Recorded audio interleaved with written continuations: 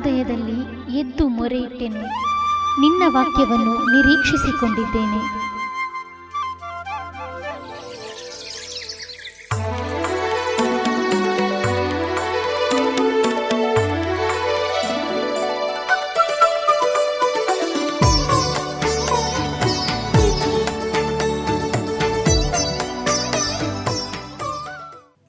ಕರ್ತನಲ್ಲಿ ಪ್ರೀತಿಯ big J ವೀಕ್ಷಕರಿಗೆ ಈ ದಿನದ ಮುಂಜಾನೆ ಮುತ್ತು ಸಂಚಿಕೆಗೆ ಸ್ವಾಗತಿಸ್ತೇವೆ. ಬನ್ನಿ, ದೇವರು ಧೈರ್ಯಗೊಳಿಸುವಂಥ ಈ ದಿನದ ವಾಗ್ದಾನ ವಚನವನ್ನು ನಾವು ನೋಡಿಕೊಳ್ಳೋಣ. ಯೆಶಾಯ 41ನೇ ಅಧ್ಯಾಯ 10ನೇ ವಚನ. ಇಲ್ಲಿ ದೇವರು ಹೇಳುವಂಥ ಮಾತು, ನೀನಂತೂ ಹೆದರಬೇಡ, ನಾನೇ ನಿನ್ನೊಂದಿಗಿದ್ದೇನೆ, ದಿಗ್ಭ್ರಮೆಗೊಳ್ಳದಿರು, ನಾನೇ ನಿನ್ನ ದೇವರು, ನಾನು ನಿನ್ನನ್ನು ಬಲಪಡಿಸುತ್ತೇನೆ, ಹೌದು ನಿನಗೆ ಸಹಾಯ ಕೊಡುತ್ತೇನೆ, ನನ್ನ ಧರ್ಮದ ಬಲಗೈಯನ್ನು ನಿನಗೆ ಆಧಾರ ಮಾಡುತ್ತೇನೆ. ಪ್ರಿಯ ದೇವಜನರೇ, ಒಂದು ವೇಳೆ ಈ ದಿನದಲ್ಲಿ ಯಾವ ಕುರಿತಾಗಿ ನಿಮಗೆ ಭಯ ಇದೆಯೋ ಆ ಭಾಗದಲ್ಲಿ ದೇವರು ಹೇಳ್ತಿದ್ದಾನೆ, ನಾನು ನಿನ್ನ ಜೊತೆಯಲ್ಲಿದ್ದೇನೆ, ನಾನು ನಿನ್ನ ಜೊತೆಯಲ್ಲಿದ್ದೇನೆ, ದಿಗ್ಭ್ರಮೆಗೊಳ್ಳದಿರು, ನಾನೇ ನಿನ್ನ ದೇವರು, ನಾನು ನಿನ್ನನ್ನು ಬಲಪಡಿಸ್ತೇನೆ ಎಂಬುದಾಗಿ ಇಲ್ಲಿ ಕರ್ತನು ಹೇಳುವಂಥದ್ದನ್ನು ನಾವು ನೋಡ್ತಾ ಇದ್ದೇವೆ.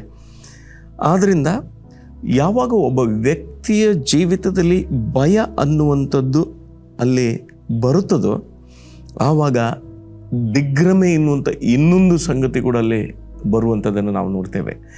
ಆದ್ದರಿಂದ ಈ ಎರಡರ ಕುರಿತಾಗಿ ಇಲ್ಲಿ ದೇವರು ಹೇಳ್ತಿದ್ದಾನೆ, ಪ್ರಿಯರೇ, ನಾನೇ ನಿನ್ನ ದೇವರು, ನಾನು ನಿನ್ನನ್ನು ಬಲಪಡಿಸ್ತೇನೆ. ಅದಲ್ಲ, ಭಯ ಅಲ್ಲ, ದಿಗ್ಭ್ರಮೆ ಅಲ್ಲ, ಅದನ್ನಲ್ಲಿ ನಾನು ನಿನ್ನ ದೇವರು, ಆದ್ದರಿಂದ ನಾನು ನಿನ್ನನ್ನು ಬಲಪಡಿಸ್ತೇನೆ, ಹೌದು ನಿನಗೆ ಸಹಾಯ ಕೊಡುತ್ತೇನೆ ಎಂಬುದಾಗಿ ದೇವರು ಈ ವಾಗ್ದಾನ ವಚನದ ಮೂಲಕ ನಿಮ್ಮನ್ನು ಈ ಮುಂಜಾನೆ ವೇಳೆ ಧೈರ್ಯಪಡಿಸ್ತಾ ಇದ್ದಾನೆ. ಪ್ರಿಯರೇ, ಆದ್ದರಿಂದ ಲೋಕದಲ್ಲಿ ಇರುವವನಿಗಿಂತಲೂ ನಮ್ಮಲ್ಲಿ ಇರುವವನು ದೊಡ್ಡವನು ಎಂಬುದಾಗಿ ದೇವರ ವಾಕ್ಯದಲ್ಲಿ ನಾವು ನೋಡ್ತೇವೆ.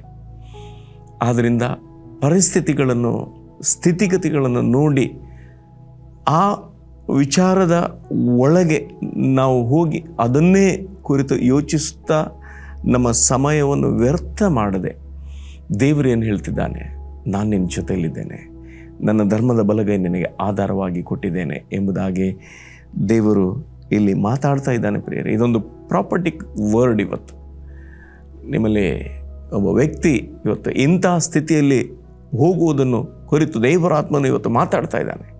ಆ ವಿಷಯಕ್ಕಾಗಿ ನೀನು ಅಂಜಬೇಡ, ನೀನು ಭಯಪಡಬೇಡ, ನೀನು ಅದರಿಂದ ದಿಗ್ಭ್ರಮೆಗೊಳ್ಳಬೇಡ. ದೇವರು ನಿನಗೆ ಈ ದಿನ ತನ್ನ ಹಸ್ತವನ್ನು ಚಾಚಿ ನಿನ್ನ ಜೀವಿತದಲ್ಲಿ ದೇವರು ಅದ್ಭುತವನ್ನು ಮಾಡುವವನಾಗಿದ್ದಾನೆ. ಆದ್ದರಿಂದ ಪಶ್ಚರಿಲಿ ನಾವು ಮೇಲೆ ಪೀಠಿಕೆಯನ್ನು ಕೂಡ ನಾವು ನೋಡ್ತೀವಿ. ಇಲ್ಲಿ ಇಸ್ರಾಯೇಲನ್ನು ಧೈರ್ಯಗೊಳಿಸುವಂಥ ವಾಗ್ದಾನ. ಹಾಗಾಗಿ ದೇವರ ಒಂದು ಆ ಮನಸ್ಸನ್ನು ನಾವು ನೋಡ್ತಾ ಇದ್ದೇವೆ.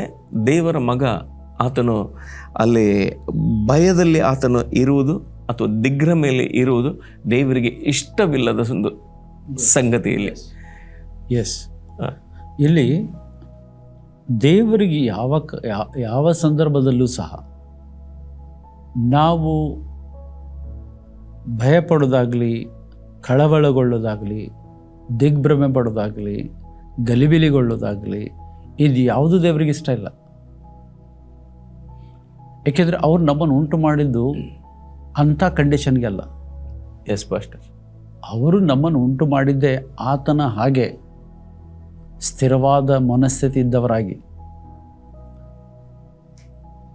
ಆತನ ಹೋಲಿಕೆ, ಆತನ ಸ್ವರೂಪಕ್ಕೆ ತಕ್ಕಂತೆ ನಮ್ಮನ್ನು ಉಂಟು ಮಾಡಿರೋದ್ರಿಂದ ಎಲ್ಲ ವಿಷಯಗಳಲ್ಲಿ ಯಾವಾಗಲೂ ಸಕ್ಸಸ್ಫುಲ್ಲಾಗಿ, ಅಂದರೆ ಸಫಲರಾಗಿ, ಜಯಶಾಲಿಗಳಾಗಿ ಇರಬೇಕನ್ನೋದು ಅವರ ಬಯಕೆ, ಅವರ ಪ್ಲ್ಯಾನೇ ಅದು.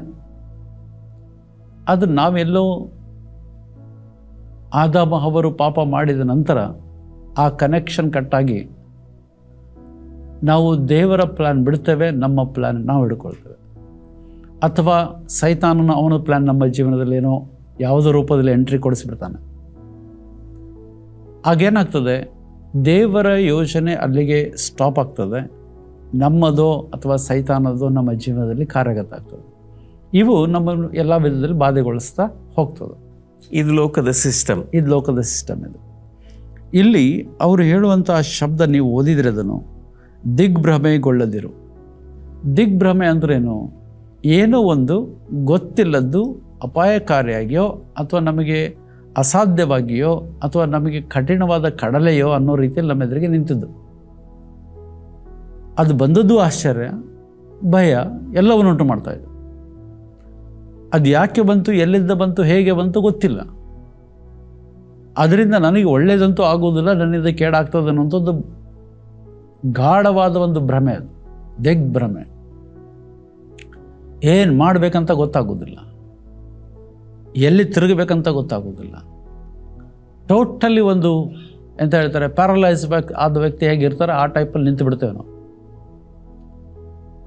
ಕೆಲವರಿಗೆ ಅಂಥ ಸಂದರ್ಭದಲ್ಲಿ ಹಾರ್ಟ್ ಅಟ್ಯಾಕು ಆಗ್ತದೆ ಅಥವಾ ಶಾಕ್ ಆಗ್ತದೆ, ಸ್ಟ್ರೋಕ್ ಆಗ್ತದೆ. ಯಾಕೆ? ಆ ದಿಗ್ಭ್ರಮೆ ಅನ್ನುವಂಥದ್ದು ಅಷ್ಟು ನಮ್ಮ ಮೇಲೆ ಪರಿಣಾಮ ಬೀರ್ತದೆ. ಒತ್ತಡದು ಭಯಂಕರ ಒತ್ತಡ. ಅಂಥ ಒತ್ತಡ ಇರೋದ್ರಿಂದ ಅವ್ರು ಹೇಳ್ತಾರೆ, ನೀನಂತೂ ಹೆದರಬೇಡ. ಅಂಥದ್ದು ಬರ್ಬೋದು, ನೀನಂತೂ ಹೆದರಬೇಡ. ಅದಕ್ಕೆ ಅವ್ರು ಹೇಳ್ತದ್ದು, ನಾನೇ ನಿನ್ನೊಂದಿಗೆ ಇದ್ದೇನೆ. ನಿನಗೆ ಅಂಥ ದಿಗ್ಭ್ರಮೆಗೊಳ್ಳುವಂಥ ವಿಷಯ ಬರ್ಬೋದು, ಭಯ ಬರುವಂಥ ವಿಷಯ ಇರ್ಬೋದು. ಅದು ನಾನು ನಿನ್ನೊಟ್ಟಿಗೆ ಇದ್ದೇನೆ. ನೀವು ಹೇಳಿದಾಗೆ ನಿನ್ನೊಳಗೆ ಇದ್ದೇನೆ. ಹಳೆ ಒಡಂಬಡಿಕೆಯಲ್ಲಿ ನಿನ್ನೊಂದಿಗೆ ಇದ್ದೇನೆ ಹೇಳ್ತಾ ಇದ್ರು. ಹೊಸ ಒಡಂಬಡಿಕೆ ಜೊತೆಗಲ್ಲ, ಈಗ ಒಳಗೆ ನಮ್ಮ ಜೊತೆಗೆ ಇದ್ದು ನಮ್ಮ ದೇಹವನ್ನೇ ತನ್ನ ಆಲಯವನ್ನಾಗಿ ಮಾಡಿಕೊಂಡು ನಮ್ಮೊಳಗೆ ವಾಸ ಮಾಡುವ ಕರ್ತನು. ಈಗ ಆತನು ಹೇಳ್ತಾನೆ, ನೀನಂತೂ ಹೆದರಬೇಡ, ನಾನೇ ನಿನ್ನೊಂದಿಗಿದ್ದೇನೆ, ದಿಗ್ಭ್ರಮೆಗೊಳ್ಳದಿರು, ನಾನೇ ನಿನ್ನ ದೇವರು. ಅಂದ್ರೇನು? ನೀನು ಯಾವ ವಿಷಯದಲ್ಲಿ ದಿಗ್ಭ್ರಮೆಯಾಗಿ ಪ್ರಾಣಾಪಾಯ ಮಾಡಿಕೊಳ್ಳೋ ರೀತಿಯಲ್ಲಿ ನೀನು ನಿಂತಿದೆಯಲ್ಲ, ಅದು ನಿನ್ನ ಪಕ್ಕದಲ್ಲಿ ನಾನು ನಿಂತಿದ್ದೇನೆ. ಅದನ್ನೆಲ್ಲ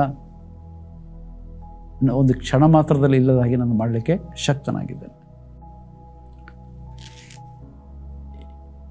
ಈಗ ಸಾಕಷ್ಟು ಸಾರಿ ನೋಡಿ, ನಾವು ಸಾಕಷ್ಟು ಜನರ ಬಾಯಲ್ಲಿ ಕೇಳಿದಂಥ ವಿಷಯಗಳು, ಆ ಸುದ್ದಿ ಕೇಳಿದ ತಕ್ಷಣ ಎಲ್ಲ ಆಫ್ ಆಗಿಬಿಟ್ಟೆ, ಎದೆ ಒಡೆದು ಹೋಯಿತು. ಆ ಸುದ್ದಿ ಕೇಳಿದ ತಕ್ಷಣ ಇವರಿಗೆ ಸ್ಟ್ರೋಕ್ ಆಯಿತು. ಆ ಸುದ್ದಿ ಕೇಳಿದ ತಕ್ಷಣ ಇವ್ರಿಗೇನಾಯಿತು? ಹಾರ್ಟ್ ಅಟ್ಯಾಕ್ ಆಯಿತು. ಅಂದ್ರೇನು? ಇದು ಅಂಥ ಒಂದು ದಿಗ್ಭ್ರಮೆ ಅನ್ನುವಂಥದ್ದು ಅಂಥ ಒಂದು ಸಿಚುವೇಶನನ್ನು ವ್ಯಕ್ತಪಡಿಸುವಂಥ ವಿಷಯ. ಅಂಥ ಸನ್ನಿವೇಶದಲ್ಲಿ ಯಾರಿದ್ದು ನನ್ನ ಜೊತೆಗಿದ್ದಾನೆ ಹೇಳ್ತಿದ್ದಾರೆ? ಬದಲಾಗದ ದೇವರು, ಆದಿಯೂ ಅಂತ್ಯವೂ ಇಲ್ಲದ ಆತನು, ಸರ್ವಶಕ್ತನು, ಮರಣವೇ ಇಲ್ಲದ ಆತನು, ಸದಾ ಜೀವಿಸುವವನು ಆಗಿರುವಂಥ ದೇವರು ಹೇಳ್ತಿದ್ದಾರೆ, ನಾನೇ ನಿನ್ನ ದೇವರು, ನಾನೇ ನಿನ್ನೊಂದಿಗೆ ಇದ್ದೇನೆ. ಹಾಗಿದ್ರೆ ಆ ಬಂದ ಸುದ್ದಿ ಏನಾಯ್ತು ಗೊತ್ತಿ? ಈಗ ಆ ಸುದ್ದಿಗೆ ಯಾವ ಮಹತ್ವನೇ ಇಲ್ಲ. ದೇವರು ನನ್ನ ಜೊತೆಗಿದ್ದಾಗ, ಆತನೇ ದೇವರಾಗಿರುವ ಆತ ನನ್ನ ಜೊತೆಗಿದ್ದಾಗ, ಈ ಸುದ್ದಿಯ ವಿಷಯದಲ್ಲಿ ಚಿಂತಿಸುವ ಆತನು. ನಿನ್ನ ಚಿಂತಾಭಾರವನ್ನು ನನ್ನ ಮೇಲೆ ಹಾಕು, ಯೆಹೋವನ ಮೇಲೆ ಹಾಕು, ಆತನೇ ನಿನಗೋಸ್ಕರ ಚಿಂತಿಸಾನೆ. ಈಗಲ್ಲಿ ಆತ ನಾನು ನಿನ್ನ ಜೊತೆಗಿದ್ದೇನೆ ಹೇಳೋದೇನೆಂದರೆ, ನೀನು ಹೊರಬೇಡ, ನನ್ನ ಮೇಲೆ ಹಾಕು. ನೀನು ತಗೊಳ್ಬೇಡ, ನನಗೆ ಕೊಡು. ಅಂದರೆ ನಿನ್ನದೆಲ್ಲ ನನ್ನದೇ, ನನಗೆ. ನೀನು ತಗೊಳ್ಬೇಡ, ನನಗೆ ಕೊಡು. ನನ್ನ ಹತ್ರ ಬಿಟ್ಟುಬಿಡೋದನ್ನು. ಆಗ ಏನಾಗ್ತದಲ್ಲಿ ಮುಂದೆ ಹೇಳ್ತಾರಲ್ಲಿ, ನಾನು ನಿನ್ನನ್ನು ಬಲಪಡಿಸಿ. ನೀನು ಅದನ್ನು ಈಚೆ ಕೊಟ್ಟರೆ ನಾನು ನಿನಗೆ ಬಲ ಕೊಡ್ತೇನೆ. ನೀನು ಅದು ನಿನ್ನ ಹತ್ರ ಇಟ್ಕೊಂಡ್ರೆ ನೀನು ಅದಕ್ಕೆ ಹಾಳು ಮಾಡ್ತದೆ. ನಿನ್ನ ಬಲಹೀನತೆ ಎಲ್ಲ ನನಗೆ ಕೊಡು, ಈಚೆ ಕೊಡು, ನನ್ನ ಬಲ ನೀನು ಕೊಡ್ತೇನೆ. ಅದನ್ನು ಈಚೆ ಕೊಟ್ಟರೆ ನೀನು ಬಲ ಪಡ್ಕೊಳ್ತೀವಿ, ಅದನ್ನು ಇಟ್ಕೊಂಡ್ರೆ ನೀನು ವಿಕೆ. ಅದನ್ನು ಇಟ್ಕೊಂಡಷ್ಟು ಸಮಯ ನಿನ್ನ ಮುಂದೆ ಹೋಗೋದಿಲ್ಲ. ಅದನ್ನು ಈ ಕಡೆ ಕೊಡು. ನಾನು ನಿನ್ನನ್ನು ಬಲಪಡಿಸ್ತೇನೆ. ಹೌದು, ನಿನಗೆ ಸಹಾಯ ಕೊಡ್ತೇನೆ. ಅದನ್ನು ತಕ್ಕೊಂಡ ಮೇಲೆ ಆ ಸ್ಥಿತಿಯನ್ನು ಹ್ಯಾಂಡಲ್ ಮಾಡಬೇಕಾದ ಸಹಾಯ ನಾನು ನಿನಗೆ ಕೊಡ್ತೇನೆ. ಹೊರದು ನಾನು, ಮುಂದೆ ಹೋಗೋದು ನೀನು. ರೈಟ್. ದೇವ್ರು ಕಾಣೋದಿಲ್ಲ ಯಾರಿಗೆ? ಅವ್ರು ಹೇಳ್ತಾರೆ, ನಾನು ಬರ್ತೇನೆ, ನೀನು ಎದುರಿಗಿರು, ನೀನು ಎದುರಿಗೆ ಕಾಣಿಸ್ಬೇಕು. ಆ ಸಿಚುವೇಶನಲ್ಲಿ ನಿಲ್ಲೋದಕ್ಕೆ ನಾನು ಸಹಾಯ ಮಾಡ್ತೇನೆ. ನಿನಗೆ ಹೆದರಿಕೆ ಆಗ್ಬೋದು ಅಲ್ಲಿ ನಿಲ್ಲಕ್ಕೆ, ಅದು ನಾನು ನಿಲ್ತೇನೆ. ನೀನಿಲ್ಲು, ಮುಂದೆ ಹೋಗು, ನಾನು ನಿನಗೆ ಸಹಾಯ ಮಾಡ್ತೇನೆ. ಅಷ್ಟು ಮಾತ್ರ ಅಲ್ಲ, ಅವ್ರು ಹೇಳ್ತಾರೆ, ನನ್ನ ಧರ್ಮದ ಬಲಗೈಯನ್ನು ನಿನಗೆ ಆಧಾರ ಮಾಡ್ತೇನೆ. ನನ್ನ ಧರ್ಮದ ಬಲಗೈ, ಸಾಮಾನ್ಯವಾಗಿ ಈ ಬಲಗೈ ಅನ್ನುವಂಥ ಶಬ್ದ ಇಡೀ ಓಲ್ಡ್ ಟೆಸ್ಟಮೆಂಟಲ್ಲಿ ಎಲ್ಲೆಲ್ಲಿ ಬಳಕೆಯಾಗಿದೆಯೋ ಆ ಎಲ್ಲ ಕಡೆಗಳಲ್ಲಿ ಸೂಚಿಸ್ತಾ ಇರೋದು ಪವಿತ್ರಾತ್ಮನನ್ನು. ಅವ್ರು ಹೇಳ್ತಾ ಇದ್ದಾರೆ, ನನ್ನ ನೀತಿಯ ಆತ್ಮವನ್ನು ನಾನು ನಿನಗೆ ಕೊಡ್ತೇನೆ. ಧರ್ಮದ ಆತ್ಮನ, ನೀತಿಯ ಆತ್ಮನು, ರೈಚಸ್ ಸ್ಪಿರಿಟ್. ಆ ಪವಿತ್ರಾತ್ಮನನ್ನು ನಾನು ನಿನಗೆ ಕೊಡ್ತೇನೆ. ಯಾಕೆ? ಆ ಸಂದರ್ಭದಲ್ಲಿ ನಿನಗೇನು ಮಾಡ್ಲಿಕ್ಕೆ ಆಗದಿದ್ರು, ನಿನಗೆ ಮಾಡ್ಲಿಕ್ಕೆ ಆಗದಿರೋದನ್ನು ಮಾಡಲಿಕ್ಕೆ ಆತನ ಇರ್ತಾನೆ ಜೊತೆಗೆ. ನಿನ್ನನ್ನು ಅನಾಥನಾಗಿ ಬಿಡುವುದೇ ಇಲ್ಲ. ಆಧಾರ ನಾನೇ, 100% ನಾನೇ ಮಾಡ್ತೇನೆ ಕೆಲಸ. ನಾವು ಎಷ್ಟೋ ಸಾರಿ ಈ ಮನುಷ್ಯ ಬುದ್ಧಿ ಬಹಳ ಕೆಟ್ಟದ್ದಿದ್ದು. ಏನಾದರೂ ಬಂದರೆ ಮೇಲಿದ್ದ ಬರ್ತದ, ಕೆಳಗಿದ್ದ ಬರ್ತದ, ಅವ್ರು ಮಾಡ್ತಾರ, ಇವ್ರು ಮಾಡ್ತಾರ, ನಾವು ಅಡ್ಡ ಪ್ರಶ್ನೆಗಳನ್ನೇ ನಾವು ಹಾಕ್ತೇವೆ. ಅದಲ್ಲ, ನಿಜ ಹೇಳಬೇಕನ್ನೋದಾದ್ರೆ ಒಂದೊಂದು ಕ್ಷಣ ನಾವು ಬದುಕ್ತಾ ಇರೋದೇ ಅವರಿಂದ. ಇವತ್ತು ನಾವು ಏನೇ ಒಂದು ವಿಷಯದಲ್ಲಿ ಸ್ಥಿರವಾಗಿದ್ದೇವೆ, ಸಮಾಧಾನದಲ್ಲಿದ್ದೇವೆ, ಏನಾಗಿಲ್ಲ ಅಂದರೆ ಅದು ಆತನು ಹಾಗೆ ಇಟ್ಟದ್ರಿಂದ ನಾವು ಹಾಗಿದ್ದೇವೆ. ನಾವಾಗ ಹಾಗಿರ್ಲಿಕ್ಕೆ ಆಗೋದಿಲ್ಲ. ಒಂದು ವೇಳೆ ಉಲ್ಟಾ ಬಂದರೂ ಸಹ ಅದರಲ್ಲೂ ನಮ್ಮನ್ನು ನಿಲ್ಲಿಸುವ ಆತನು ಆತನೇ. ಅದಕ್ಕೆ ರೋಮಾಪುರದಲ್ಲಿ ಪೌಲ 8ನೇ ಅಧ್ಯಾಯದಲ್ಲಿ ಬರಬೇಕಾದ್ರೆ ಹೇಳ್ತಾನೆ ಪಾಸ್ಟರ್, ನಮ್ಮನ್ನು ಪ್ರೀತಿಸಿದಾತನ ಮೂಲಕವಾಗಿ ಈ ಎಲ್ಲ ವಿಷಯದಲ್ಲಿ ನಾವು ಪೂರ್ಣ ಜಯಶಾಲಿಗಳಾಗಿದೆ. ಅಂದರೆ ನಮಗಿಲ್ಲಿ ಹೊಗಳಿಕೊಳ್ಳುವಂಥದ್ದು ಏನೂ ಆಸ್ಪದ ಇಲ್ಲ. ಯಾಕೆಂದ್ರೆ ನಾವು ಈಗ ಉಸಿರಾಡೋದೇ ಅವ್ರು ಕೊಡೋ ಉಸಿರಾಟದಿಂದ. ಅವರು ಇದನ್ನು ಸ್ಟಾಪ್ ಮಾಡಿದರೆ ಏನಿದೆ? ಯಾವುದೂ ಇಲ್ಲ. ಆದರೆ ಇಲ್ಲಿ ಅವರು ಹೇಳುವಂಥ ಮಾತು ಎಷ್ಟು ಸ್ಟ್ರಾಂಗ್ ಆದಂಥ ವಿಷಯ ಅಂತ ಹೇಳಿದರೆ, ಅಲ್ಲಿ ಮುಂದೆ ಹೇಳ್ತದೆ, ಆ ದಿಗ್ಭ್ರಮೆಯ ವಿಷಯಕ್ಕೆ ಬಂದಾಗ, ನಿನ್ನ ಮೇಲೆ ಕಿಡಿಯಾದವರು ಅಂದ್ರೇನು? ಬಂದದ್ದು ಸಾಮಾನ್ಯವಾದದ್ದಲ್ಲ. ಅದು ಕಿಡಿ ಅಂದರೆ ಒಂಥರ ಫೈರ್, ಬೆಂಕಿ ಹಾಗೆ. ಇದು ಮುಗಿಸೇ ಬಿಡ್ತೇನೆ ಅಂತ ಬಂದಂಥ ಸರ್. ಇದು ಮನುಷ್ಯರ ವಿಷಯ ಇಲ್ಲಿ ಬರೆದಿರ್ಬೋದು, ಅದು ನೆನಪಿಟ್ಟುಕೊಳ್ಳಿ, ಕಿಡಿಯಾಗಿ ನಮ್ಮ ವಿರುದ್ಧ ಕೈ ಮಾಡೋದು ಸೈತಾನನೇ.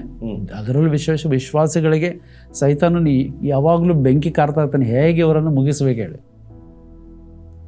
ಗರ್ಜಿಸೋ ಸಿಂಹದ ಪಾದದಲ್ಲಿ ಯಾವಾಗಲೂ ಹೊಂಚಾಗ್ತಾನೆ ಇರ್ತಾನೆ ಅಂತ ಹೇಳ್ತದೆ. ಆದರೆ ನಾನು ದಿಗ್ಭ್ರಮೆ ಪಡಬೇಕಾಗಿಲ್ಲ. ಯಾಕೆ? ದಿಗ್ಭ್ರಮೆ ಪಡೋದೇ ಬೇಡ. ಒಂದೇ ಒಂದು ಭರವಸೆ ನಮಗಿರಬೇಕು, ನನ್ನ ದೇವರು ನನ್ನೊಂದಿಗೆ ಇದ್ದಾನೆ, ನಾನೇ ದೇವರು ಅಂತ ಆತನು ಹೇಳಿದ್ದಾನೆ. ಆತ ನಾನೇ ದೇವರು ಅಂತ ಹೇಳಿದ ಮೇಲೆ ಇನ್ನೊಬ್ಬನು ಯಾವನು ಬಂದು ನಿಲ್ದು ನಮ್ಮನ್ನು ಅಲ್ಲಿಂದ ಅಲ್ಲಾಡಿಸ್ಲಿಕ್ಕೆ ಆಗೋದಿಲ್ಲ. ನಮ್ಮನ್ನು ಕೆಳಗೆ ಹಾಕಲಿಕ್ಕೆ ಸಾಧ್ಯ ಇಲ್ಲ, ಸೋಲಿಸಲಿಕ್ಕೆ ಸಾಧ್ಯ ಇಲ್ಲ. ಅದಕ್ಕೆ ಅದೇ ರೋಮಾಪುರ 8ರಲ್ಲಿ ಪೌಲ್ ಹೇಳ್ತಾನೆ, ಆ ಕ್ರಿಸ್ತನ ಪ್ರೀತಿಯಿಂದ ನಮ್ಮನ್ನು ಅಗಲಿಸಲಿಕ್ಕೆ ಯಾರಿಗೆ ಸಾಧ್ಯ? ಯಾರಿಗೂ ಸಾಧ್ಯ ಇಲ್ಲ.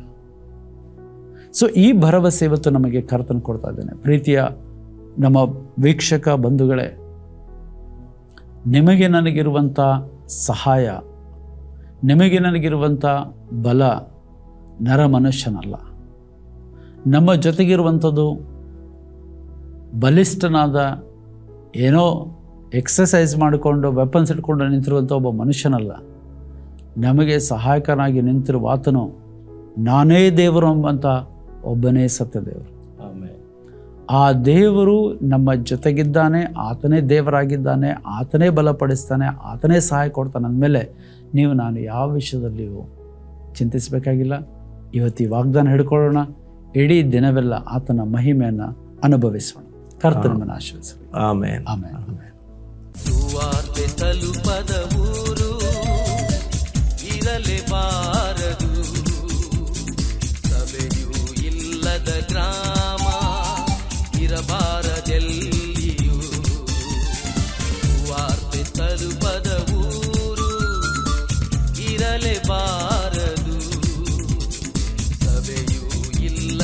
ಗ್ರಾಮ ಇರಬಾರದೆಲ್ಲಿಯೂ. ಇದುವೇ ಇದುವೇ ಇದುವೇ ನಮ್ಮ ಬಯಕೆ, ಇದುವೇ ಇದುವೇ ಇದುವೇ ನಮ್ಮ ಗುರಿಯು. ಇದುವೇ ಇದುವೇ ಇದುವೇ ನಮ್ಮ ಬಯಕೆ, ಇದುವೇ ಇದುವೇ ಇದುವೇ ನಮ್ಮ ಗುರಿಯು. ಸುವಾರ್ತೆ ತಲುಪದ ಊರು ಇರಲೇಬಾರದು, ಸಭೆಯೂ ಇಲ್ಲದ ಗ್ರಾಮ ಇರಬಾರದೆಲ್ಲಿಯೂ. ಸುವಾರ್ತೆ ತಲುಪದ ಊರು ಇರಲೇಬಾರದು, ಸಭೆಯೂ ಇಲ್ಲದ ಗ್ರಾಮ